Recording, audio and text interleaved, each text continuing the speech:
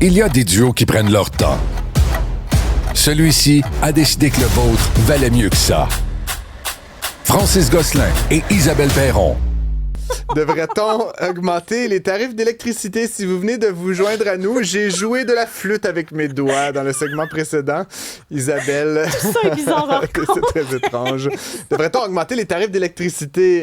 Isabelle Perron, Hydro-Québec, y est allé d'une proposition un peu agressive. Elle te répondra en jouant d'un instrument. Répondre avec un instrument? Faites attention avec vos doigts.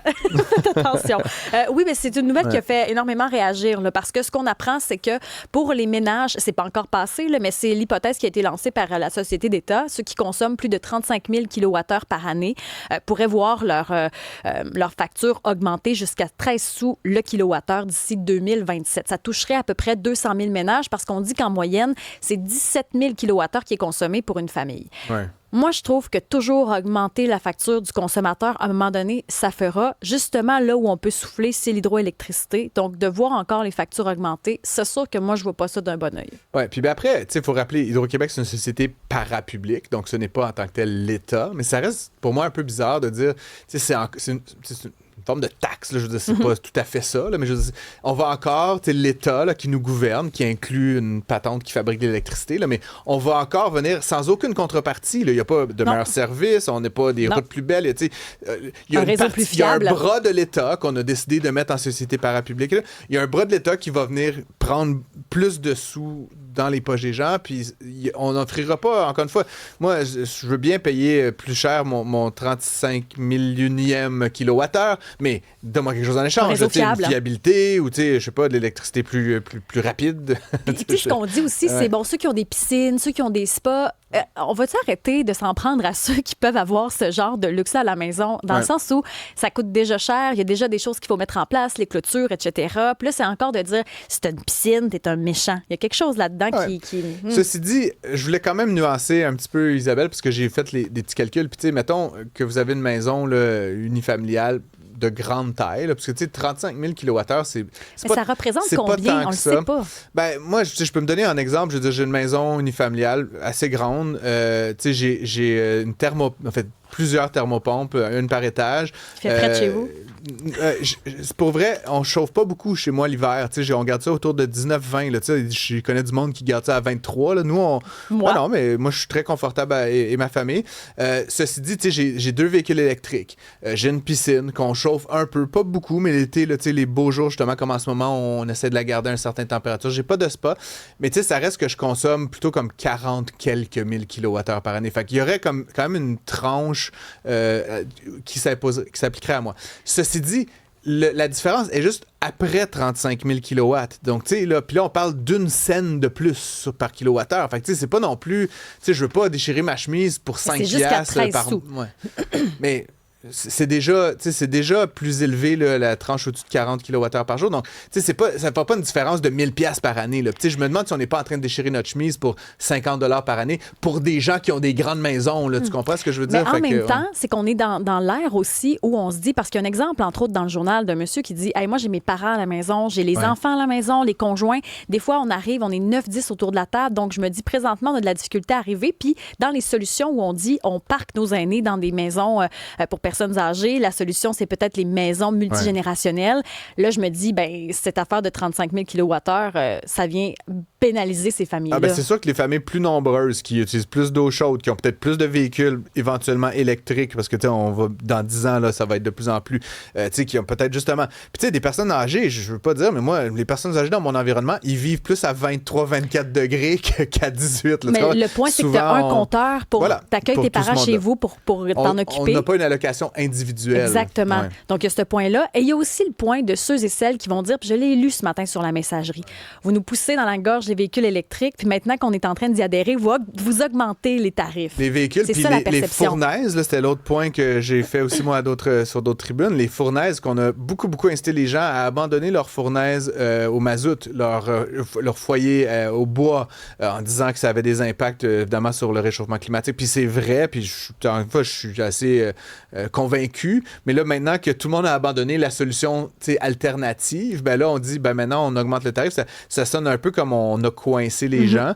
Je peux comprendre. Je te refais le point parce que je veux jamais te laisser. Ça reste quand même beaucoup moins cher à opérer un véhicule électrique qu'un véhicule à essence. On oublie le coût d'achat, là, mais c'est pas parce que c'est une scène le kilowattheure que ça va changer quoi que ce soit. Mais c'est vrai qu'on a poussé les gens vers de plus en plus d'électricité dans toutes les sphères de leur vie. Puis là, on dit, ben là, maintenant que vous êtes pieds et mains liés, voici le nouveau prix. Exact. Mais moi, ça, je peux le comprendre. Surtout que ça arrive dans toutes les strates. En ce moment, l'hydroélectricité, c'est la seule affaire abordable presque qui nous reste. Donc, je peux comprendre ça. Après, notre consommation d'électricité, est-ce qu'elle n'est pas toujours responsable? Parfait. Mais est-ce qu'on pourrait y aller plutôt avec des récompenses plutôt que la punition? Par exemple, quelqu'un qui consomme moins, un boni sur sa facture ou, tu sais, c'est peut-être comme ça qu'on peut réduire notre énergie plutôt que toujours payer plus. Est-ce qu'on pourrait récompenser ceux qui consomment moins? Puis moi, les deux questions que j'ai aussi par rapport à comment ça va être mis en œuvre notamment, la première chose, c'est que moi, tu me connais, là, j'en parle quasiment toutes les 2 semaines, je suis très fan de la tarification dynamique. Puis j'ai embarqué à pied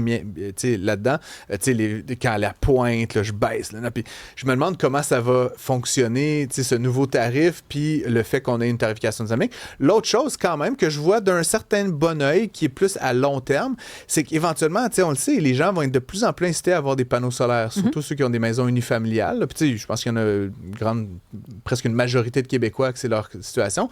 Puis là, c'est sûr que si tu peux avoir, je sais pas, 10 000 kWh qui est fourni par tes panneaux sur ton année, ben là, tu vas tomber en bas de la barre des 35 000. Puis ça peut être avantageux. Et il y a des subventions quand même d'Hydro-Québec pour l'installation de ces équipements. Ça, c'est intéressant, le solaire. Par contre, ça coûte combien s'équiper? Parce que quand on a fait une entrevue ensemble, rappelle-toi, il y a quelqu'un qui nous mentionnait que c'était quand même cher pour l'instant là, d'implanter ça dans ta maison. Ça dépend de la quantité de panneaux, puis tu veux-tu des batteries, puis dadada. Si on s'en tient juste à l'annonce d'Hydro-Québec sur le total de l'énergie dans l'année, on peut avoir juste des panneaux. Comme ça, on consomme, la sécheuse, là, tout ça. Ça nous permet de passer probablement sous la barre, mettons, des 35 000. Par contre, si on veut jouer la tarification dynamique, si on veut avoir un backup, là, ça veut dire des batteries, souvent dans le sous-sol, ou en tout cas proche du panneau. C'est ça qui coûte très cher encore, puis c'est la combinaison des deux.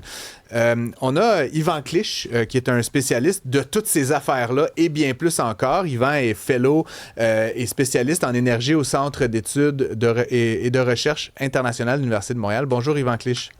Bonjour. Est-ce que vous êtes avec nous depuis quelques minutes? Avez-vous pu participer à notre petit pré-débat? Oui, j'ai entendu quelques propos. Bien sûr que j'avais quelques commentaires à faire. Allez-y. Moi, le premier, puis là, je m'adresse à l'économiste que vous êtes, Francis. Oui. Les Québécois ne payons pas le plein prix de l'électricité. C'est interfinancé par la clientèle commerciale et industrielle. Donc, si je pense, on payait l'électricité à coût complet, peut-être que là, la problématique se poserait de façon différente. Là. On n'aurait peut-être pas cette discussion-là. Mais plus quelqu'un consomme de l'électricité pour des besoins entre guillemets, là, je dis bien entre guillemets, je ne porte pas de jugement de valeur, j'insiste. Pour des besoins un peu luxueux, ben, c'est autant d'argent qui est perdu et de l'électricité qui est peut-être moins bien utilisée que pour d'autres usages là, qui pourraient être un petit peu plus prioritaires. Je pense que le tarif aujourd'hui, ce qu'on doit comprendre, je vais terminer là-dessus, c'est que ça nous démontre qu'on est rentré dans une nouvelle ère. On est passé de l'ère de l'abondance d'électricité à une ère où c'est beaucoup plus difficile à mettre en place. Et là, encore une fois, je parle à l'économiste, le coût marginal est de plus en plus élevé, c'est-à-dire le coût du nouvel équipement de production d'électricité qu'on doit mettre en place est beaucoup plus élevé que le coût historique qui a été assumé par l'ensemble des Québécois. Et c'est ce coût historique qui fait objet de la tarification. Ça veut dire que par exemple, et là, je vais y aller à la louche et vous m'en excuserez, mais pour avoir de l'électricité pour les spas et autres besoins de ce type, ben, on se retrouve à mettre en place des équipements qui sont de plus en plus coûteux, mais qui doivent être assumés par l'ensemble de la clientèle, y compris la clientèle la plus démunie. Donc moi, je termine là-dessus.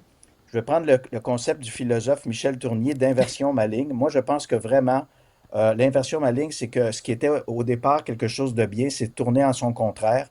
C'est un peu comme ça que je réfléchis maintenant à la tarification au Québec. C'était très bien d'avoir effectivement un tarif bas parce qu'on était une population beaucoup plus démunie. On s'est enrichi. Les preuves sont là, les preuves sur le plan économique. On s'est enrichi de manière réelle au Québec considérablement au cours des dernières décennies. Il y a plusieurs Québécois qui sont en mesure de payer le coût complet de l'électricité. Et c'est encore plus urgent d'avoir cette réflexion-là dans un contexte où c'est de plus en plus difficile de mettre en place de nouveaux équipements pour produire des kilowattheures. Mais est-ce qu'on est capable, si jamais on paie plus cher, est-ce qu'on sera capable d'avoir un meilleur réseau? Parce qu'on a l'impression que là aussi, le système est beaucoup moins efficace qu'à l'époque. Oui, effectivement. Puis ça fait je vous donne raison là-dessus. Il y a un rapport du vérificateur général du Québec il y a quelques années qui a montré que d'électricité au Québec s'est considérablement dégradée. Je pense qu'Hydro-Québec en prend bonne mesure. Ils ont investi énormément. Je pense qu'ils ont multiplié le budget pour l'élagage des arbres. Les arbres, où le fait que les arbres tombent sur le réseau cause environ 40% des pannes. Donc, il y a eu des efforts considérables qui ont été portés de ce côté-là, mais c'est pas terminé. Hydro-Québec dit dans ses documents officiels que c'est le service à clientèle qui est sa priorité, donc les sous vont venir pour améliorer la qualité du service. Alors ça aussi, c'est effectivement une grande priorité. Puis oui, moi je suis d'accord que comme on va être dépendant de plus en plus face à l'électricité, vous l'avez mentionné, c'est vrai, on va s'attendre à un service beaucoup plus impeccable et également à des plans B. Et là, je reviens à ce qui a été mentionné pour les batteries. Moi, je pense Ouais. que les batteries vont s'imposer de plus en plus comme une solution très importante pour la fiabilité du service. Les gens ne peuvent plus vivre sans électricité, même pendant quelques heures. La vie devient très compliquée. Donc, et là, les gens se retrouvent en panne. Ils n'ont aucun recours, ils n'ont aucun plan B. Et je pense que les réseaux d'électricité vont devoir effectivement donner des options aux consommateurs, aux clients pour pouvoir fonctionner minimalement dans des situations d'interruption de service. C'est intéressant, Yvan Clich, les gens qui nous écrivent, puis le sujet fait beaucoup réagir, sont très partagés sur cette question-là. Certains qui disent, bon, évidemment, comme Laura, là, les personnes qui ont des moyens d'avoir des piscines, des spas, etc., des grandes maisons, devraient payer plus pour l'hydroélectricité, donc va un peu dans le sens de ça. D'autres qui disent, ben évidemment, bon, c'est des sociétés où on sent qu'il y a quand même un sentiment de gaspillage et bonification. Il y a quand même une pression de l'État de toujours générer des profits, Hydro-Québec, SAQ, etc. Puis on se demande s'il n'y a pas une partie de la stratégie de tarification qui n'est pas liée à la gourmandise étatique là, qu'il y a derrière tout ça. Qu'est-ce que vous répondez à ce point de vue-là? Moi, je ne suis pas dans le registre là, du fait que cette mesure vise à aller engranger des revenus supplémentaires pour Hydro-Québec, parce que dans le fond, c'est une fraction de la clientèle. Et puis, c'est un tarif progressif. Il ne faut pas oublier là, qu'il y a une partie de la consommation qui est à un prix, une deuxième partie de la consommation qui est à un prix. Et là, on pense que c'est effectivement une consommation, je dirais, excédentaire, donc plus importante que la moyenne des ours. En fait, 2 fois plus importante qu'une résidence moyenne. C'est ce tarif-là qui va être imputé à 13 sous. Donc, c'est pas seulement l'ensemble du tarif qui est imputé à 13 sous, c'est vraiment cette électricité qui est considérée un petit peu plus supplémentaire. Puis écoutez, dans le grand état des choses, c'est pas ça qui va vraiment enchérir les profits d'Hydro. Je pense que ce qu'il cherche Hydro, c'est à encourager une consommation beaucoup plus responsable pour libérer des kilowattheures à des fins plus productives. Puis il ne faut pas oublier aussi, et là je veux pas parler à la place d'Hydro, Hydro ne laisse pas les gens non plus sans moyens. Il y a quand même des programmes, des subventions qui sont mises à la disponibilité des clients pour diminuer leur consommation d'électricité. Et dès que vous allez retourner dans le 35 000 mégawatts, on ne va absolument pas vouloir que vous y restiez. On va être bien content, puis vous allez donc éviter ce tarif. Puis je terminerai peut-être ma réponse avec ce point-là. Encore une fois, dans le grand ordre des choses, il faut toujours se comparer pour mieux apprécier une situation. Le tarif d'électricité à New York, Boston, c'est 30 sous du kilowattheure, 40 sous du kilowattheure. Ça va être pour le tarif d'électricité un peu plus jugé, un petit peu moins essentiel à la vie à la vie de tous les jours. Ça va être 13 sous du kilowattheure. Mais est-ce Donc, qu'on on est pourrait... quand même dans des tarifs qui sont extrêmement compétitifs par rapport dans le contexte nord-américain. Est-ce qu'on pourrait y aller à la positive, donc de faire diminuer les factures à ceux qui sont plus responsables? C'est toujours que de réprimander, d'y aller à l'effet inverse. Mais les programmes sont déjà là et Francis l'a mentionné, il y a les tarifs, il y a différents incitatifs tarifaires. Je pense qu'Hydro-Québec va augmenter son offre tarifaire et vous allez avoir des récompenses. Moi, je suis membre d'ILO et je reçois, entre guillemets, des récompenses pour dire, ben, écoutez, hier, vous avez effectivement baissé votre consommation. Vous avez maintenant un crédit de 10 qui est appliqué pour votre prochaine consommation d'électricité. Donc, il y a déjà des mesures incitatives. Elles vont augmenter. Elles vont être de plus en plus importantes dans nos vies, de plus en plus agressives. Parce que, je le répète, nous avons changé d'ère, ERE. Nous sommes maintenant passés d'une ère d'abondance à une ère où le kilowattheure devient véritablement difficile à mettre sur le réseau. On n'est pas les seuls. Hein? Partout en Amérique du Nord, c'est la même chose. Si je vous amenais dans le monde de l'énergie actuellement en Amérique du Nord, on ne parle que d'une chose, combien c'est difficile d'accroître la capacité du réseau. Alors, ça devient de plus en plus complexe, de plus en plus coûteux. Donc, les compagnies d'électricité, ce qu'elles font, elles se disent, écoutez, pour les usages qui sont un petit peu moins stratégiques pour la vie de tous les jours, on aimerait que vous consommiez ou que vous fassiez des efforts pour diminuer cette pression-là. Puis vous savez quoi, dans le contexte québécois, j'y reviens, mais comme le tarif est subventionné par le tarif commercial et industriel, toute cette électricité qui est consommée en surplus, ben c'est l'ensemble des clients qui la payent, puisqu'on ne paye pas le coût complet de l'électricité au tarif résidentiel au Québec. Est-ce qu'on vend notre électricité assez cher à l'extérieur? Bien sûr, Hydro-Québec fait des profits importants. Puis là aussi, je voudrais distinguer les choses. Souvent, on va entendre que Hydro-Québec vend 4-5 sous le kilowattheure, mais c'est le tarif autoroute, ça. C'est le tarif là, du réseau de transport. Hydro-Québec ne distribue pas ensuite l'électricité. Ça, c'est à la charge des compagnies qui achètent cette électricité de la part d'Hydro-Québec. Écoutez, on n'est pas... je pense qu'on est encore rationnel au Québec. Alors, Hydro-Québec, oui, vend cette électricité sur le marché américain en faisant des profits.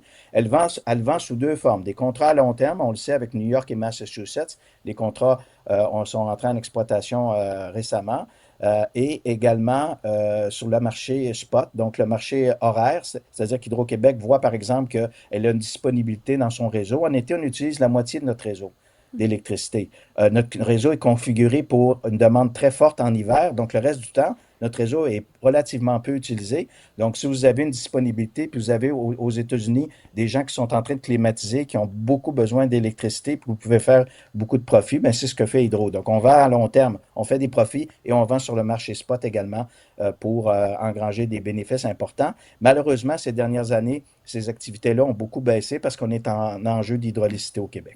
Je regarde les réactions sur la messagerie. On n'a pas assez d'eau dans nos réservoirs. Ben, on s'en rappelle le réservoir, entre autres, dans le nord du Québec, là, qui était plutôt bas là, dans les derniers mois. Bon, les réactions sur la messagerie. Mylène trouve que ça fait 40 ans qu'on repousse l'entretien au Québec et ça, c'est un problème. Donc, c'est la plus vieille génération qui en a profité au détriment des plus jeunes. D'autres qui disent ce qui coûte cher présentement, c'est la main-d'œuvre chez Hydro-Québec par rapport à la compétition. Et l'autre commentaire qui revient, pourquoi on se compare toujours ailleurs à ceux qui paient 40 sous? Ici, il faut regarder au Québec, on paie beaucoup de taxes, d'impôts. Pourquoi on ne regarde pas l'ensemble de la facture de tout ce qu'on paie? Et alors, ça, c'est un commentaire qui revient souvent chaque fois qu'on parle d'Hydro-Québec. Les gens se disent c'est la seule place où on peut respirer avec Hydro-Québec. Donc ça vient semer la colère des texteux.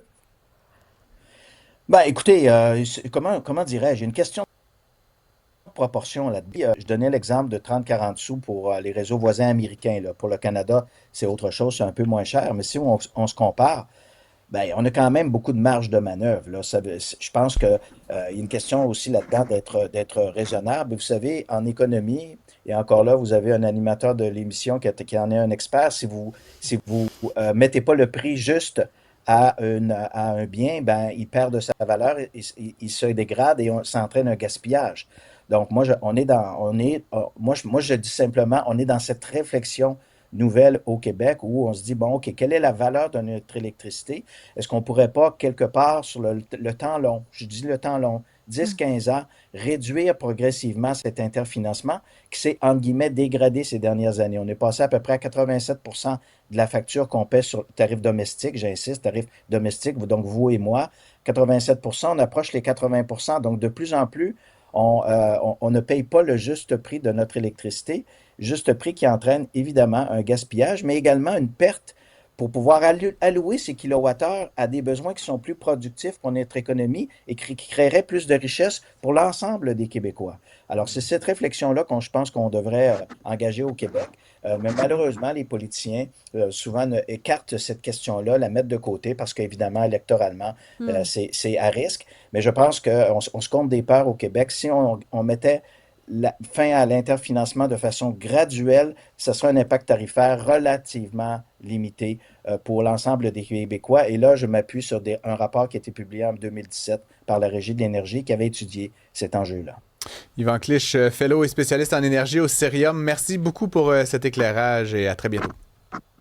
Merci, au plaisir. Merci.